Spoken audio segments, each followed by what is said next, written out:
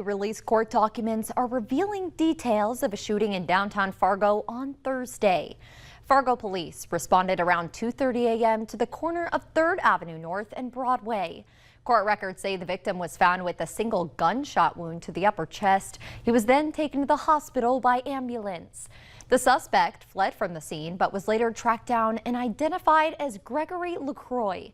He is up on your screen now, charged with attempted murder and aggravated assault with a dangerous weapon. Court records say LaCroix had been up for 2 days and didn't remember anything from the night of the shooting. When interviewed by police, he also repeatedly told officers the bullets were, quote, blanks or fake bullets. He was in court this morning where bail was set at $750,000 cash.